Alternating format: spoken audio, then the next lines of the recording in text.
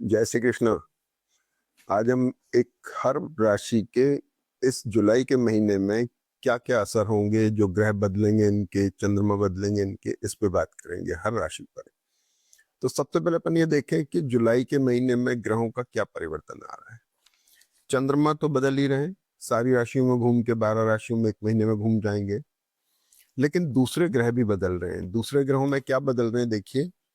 सबसे पहले 13 तारीख को शनि वक्री हो रहे हैं मीन राशि में। ये बड़ा महत्वपूर्ण विषय है क्योंकि शनि अभी कन्या नवांश में चल रहे हैं, थोड़े फ्रीज हैं, सीज्ड हैं अभी। जैसे वक्री होंगे थोड़ा एक्टिव हो जाते हैं, तो शनि की इफेक्टिविटी बढ़ेगी। सूर्य कर्क राशि में आ रहे हैं 16 तारीख को। मिथुन राशि से गुरु का साथ छोड़ देंगे, बुध के साथ आ जाएंगे। बुध आदित्य योग बनाते हैं। अलग अलग राशियों पे, अलग अलग जन्म पत्रियों पे अलग अलग असर आएंगे, लेकिन उनका कॉर्पोरेट वर्ल्ड और गवर्नमेंट सेक्टर इसके साथ साथ छूटेगा और बुध के साथ ये संचार करेंगे 16 तारीख के बाद से महीने के अगले महीने की 15-16 तारीख तक। फिर बुध वक्री हो रहे हैं कर्क राशि में। कर्क राशि में बुध का वक्री होना बड़ा महत्वपूर्ण है। ठीक है, अपनी मिथुन राशि से अगली राशि में बैठे, इसलिए गुरु का वक्री होना भी बहुत जरूरी है। मतलब गुरु का, बुध का वक्री होना बहुत महत्वपूर्ण है। शुक्र भी 26 जुलाई मंथ के एंड में मिथुन राशि में आ रहे हैं। पूरे महीने तो ये वृषभ में चलेंगे, मिथुन में आ जाएंगे। और मंगल कन्या राशि में आ रहे हैं 28 तारीख से, यानी सिंह राशि से बाहर आ रहे हैं, केतु की गिरफ्त से बाहर आ रहे हैं। इनका केतु मंगल का जो एक्यूट कॉम्बिनेशन है वो बाहर आ जाएगा और लोगों को थोड़ा रिलीफ मिलेगा। लेकिन 28 तारीख के बाद भी मंगल उत्तर फाल्गुनी नक्षत्र में रहेंगे, जो सूर्य का नक्षत्र है। ध्यान देने की बात है, पूरे जॉडिक सिस्टम के अंदर सूर्य और मंगल दो हाईली एनर्जेटिक प्लैनेट हैं, और जब ये दूसरे के नक्षत्र में आते हैं, एक दूसरे की राशि, एक दूसरे से दृष्ट होते हैं, एनर्जी बहुत ज्यादा बढ़ जाती है और उस जन्मपत्री में एग्रेशन बहुत बढ़ जाता है। अब वो कहाँ कहाँ बढ़ता है ये हर उसके प्लेसमेंट पर डिपेंड करेगा। तो मंगल का एग्रेशन जाएगा नहीं, लेकिन राशि परिवर्तन से कन्या राशि में आके थोड़ा माइल्ड हो जाएगा। एक सबसे खास बात, इंपॉर्टेंट चीज ये है कि मंगल केतु का जो कॉम्बिनेशन है 28 तारीख तक का, ये बहुत जबरदस्त रोल प्ले करने वाला है इस महीने के अंदर। और ये जो स्ट्रेस बना था, लड़ाई झगड़े हुए, युद्ध कैसे हालात बने, और आप देख रहे होंगे एक्सीडेंट वगैरह, हवाई जहाज गिर गया, ये जो कॉम्बिनेशन है मंगल केतु का, ये ये थोड़े से क्लोज आते चले जाएंगे। 10 जुलाई, 14 जुलाई, 20 जुलाई को सबसे ज्यादा क्लोज होंगे। तो उससे कि प्लानिटरी पोजीशन का बहुत ध्यान रखना है, जो हर लोगों के स्वास्थ्य पे और कामकाज पे और हर तरह से फर्क करेगा। और इसके बाद में छोटा सा एक रोल पर कर रहे हैं, शुक्र 3 दिन के लिए वर्गोत्तम में चलेंगे। लेकिन मंगल जो है 29 तारीख से लेकर 2 अगस्त से मकर नवांश में लोगों को बहुत रिलीफ दे जाएंगे।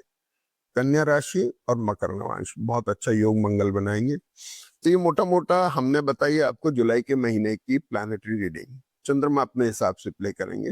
अब हम बात करते हैं आज वृषभ राशि की। वृषभ राशि में शुक्र केंद्र में चल रहे हैं, इसको ध्यान देने की बड़ी जरूरत है।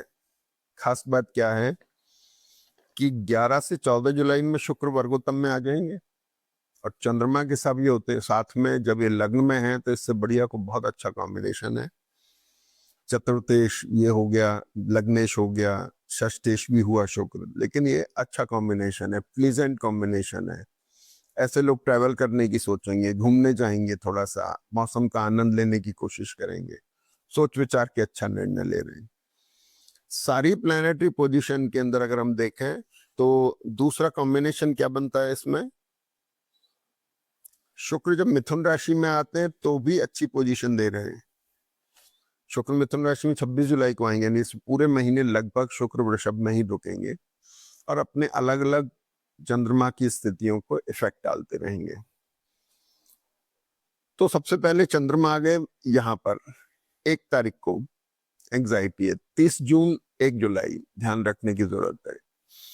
सबसे ज्यादा इंपॉर्टेंट ये कॉम्बिनेशन इस समय चल रहा है, इसकी पोजीशन देखना बहुत ज्यादा जरूरी है। वृषभ राशि वालों के लिए क्या असर करेगा मैं बताऊंगा आपको। यहां से चंद्रमा चले कन्या राशि में, बुध यहां पर बैठे हुए हैं, अच्छी पोजीशन बना रहे हैं। इस पोर्शन को एक्सप्लोर कर रहे हैं, मंगल को भी कर रहे हैं, केतु को भी कर रहे हैं। और गुरु से चौथा बैठ के ये भी एक अच्छा पोजीशन बना रहे हैं। तुला राशि में आ रहे हैं 4 और 6 तारीख को।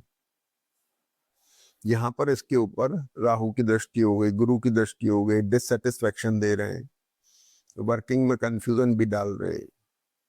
अगर इधर हम देखेंगे तो 13 तारीख को शनि वक्री हो रहे हैं। वृषभ में शनि का वक्री होना एक अच्छा साइन है, प्रोफेशनल चेंजेस ला रहा है। लेकिन ये कब, ध्यान रखने की बात है कि 10 जुलाई के बाद से लेकर के, और खास तौर पे 20 जुलाई के आसपास में प्रोफेशनल स्ट्रेस दे सकता है ये। शनि भी वक्री है और ये कॉम्बिनेशन मंगल इस पे दृष्ट होंगे, शनि पीड़ित होगा। क्या हुआ? शनि भाग्येश्वर दशमेश, ठीक है, नहीं, ध्यान रखने की जरूरत है।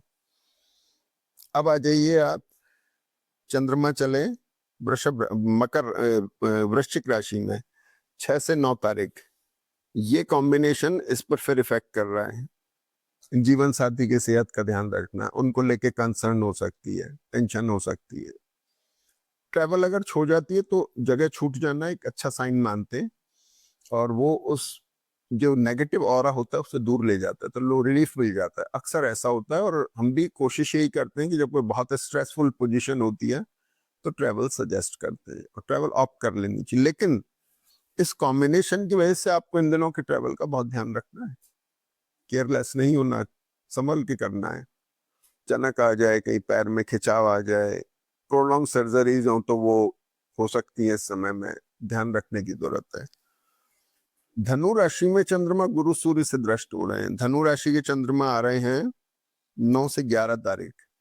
हम धीरे धीरे 13 तारीख की तरफ जा रहे हैं। 9 से 11 तारीख में धनु का चंद्रमा आपके लिए अच्छे रिजल्ट दे रहा है। तीसरा लॉर्ड जो है 8 में जाके बैठ के अच्छा है, शनि से भी दृष्ट है, गुरु से भी दृष्ट है, बड़ा एक्सप्लोरिंग है, अच्छा कॉम्बिनेशन है, कुछ अच्छी सोच विचार करके निर्णय लेने की क्षमता देता है। अब आ जाइए 11 से 13 में मकर राशि का चंद्रमा, ध्यान रखिएगा, भाग्य भाव में है, बुध से दृष्ट है, एक्सप्लोर तो कर रहा है। स्ट्रेस अब यहां से बढ़ना शुरू होगा धीरे धीरे, ठीक है ना।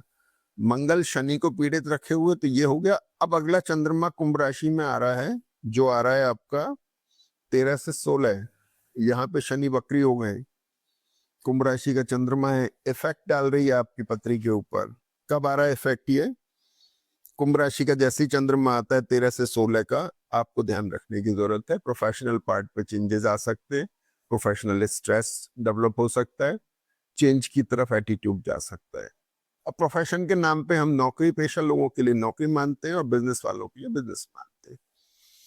अगला चंद्रमा मीन राशि का है, शनि के साथ में अच्छी पोजीशन है, लेकिन शनि यहाँ पर पीड़ित हो रहे हैं तो चंद्रमा भी पीड़ित हो गया, चिंता फिक्र बरकरार बनी हुई है।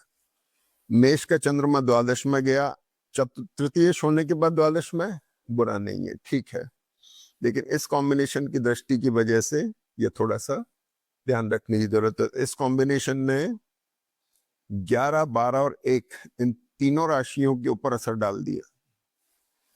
तो इसका मतलब कुंभ, मीन और मेष राशि में जब तक चंद्रमा चलेंगे थोड़े स्ट्रेसफुल होंगे। ये कौन सी राशि हो गई? 13 तारीख से लेकर के और 20 तारीख तक, ये 7 दिन जो होंगे ये थोड़े ध्यान रखने के, क्योंकि यहाँ पर मंगल केतु का थोड़ा सा ध्यान रखने की जरूरत है। और 20 तारीख के आसपास में बहुत ज्यादा क्लोज पोजीशन होगी, जो बहुत ज्यादा स्ट्रेसफुल या कुछ की तकलीफ देने वाली हो सकती है, आपको ध्यान रखना है। तो मोटा मोटा ये हो गया। इसके बाद में मिथुन राशि के चंद्रमा ठीक है, कर्क राशि के भी ठीक है, बाकी लगभग मोटा मोटा ठीक है। और आपको मंगल जब जैसे ही मकर नमाइश में आएंगे साल महीने के अंत में, आपको बहुत अच्छा रिलीफ दे देंगे। तो ये आपकी वृषभ राशि वालों के लिए है। कुल मिला के इस महीने में ध्यान रखना है, केयरफुल रहें। जय श्री कृष्ण।